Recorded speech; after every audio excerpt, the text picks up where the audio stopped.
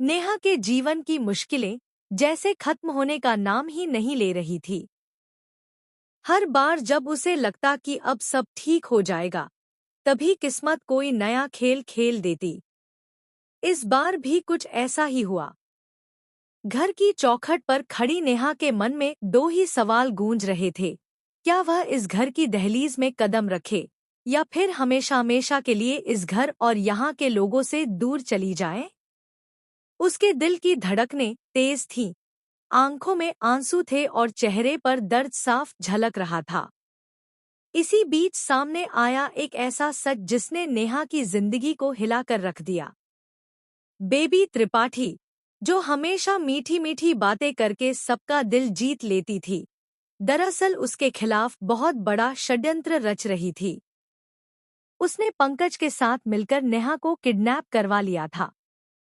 पंकज, जिस पर कभी नेहा ने भरोसा किया था, अब उसी ने पीठ पीछे उसे सबसे बड़ा धोखा दिया। बेबी त्रिपाठी का मकसद साफ था, वह किसी भी कीमत पर नेहा को अपने घर और अपने बेटों की जिंदगी से दूर करना चाहती थी। उसे लगता था कि जब तक नेहा इस घर में रहेगी, उसके दोनों बेटे नेहा को भूल नहीं पाएंगे और उनकी शादीशुदा जिंदगी कभी नहीं बस पाएगी। यही कारण था कि उसने सारी हदें पार कर दी और नेहा को अपहरणकर्ताओं के हवाले कर दिया। नेहा अंधेरे कमरे में बंद थी, उसके हाथ बंधे हुए थे और आंखों में डर साफ झलक रहा था। उसे समझ ही नहीं आ रहा था कि आखिर उसकी गलती क्या थी। वह बार बार यही सोच रही थी, क्यों कोई मुझे इस तरह सताना चाहता है? मैंने तो सिर्फ सच्चे दिल से इस घर को अपनाया था। लेकिन दोस्तों, कहते हैं ना, जहां सच्चा प्यार होता है वहां बुराई कभी जीत नहीं सकती। संजू, जो हर बार नेहा का रक्षक बनकर सामने आता है, इस बार भी चुप नहीं बैठा। जैसे ही उसे नेहा के किडनैप होने की खबर मिली, वह जान पर खेलकर उसके पीछे निकल पड़ा।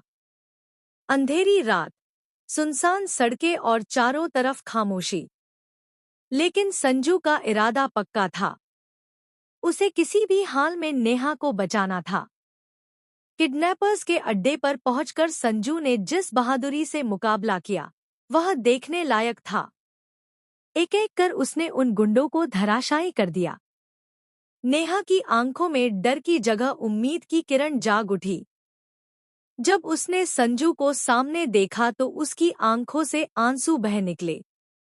उस पल उसे एहसास हुआ कि चाहे कितनी भी मुश्किलें क्यों न आएं, जब तक संजू उसके साथ है कोई उसका बाल भी बांका न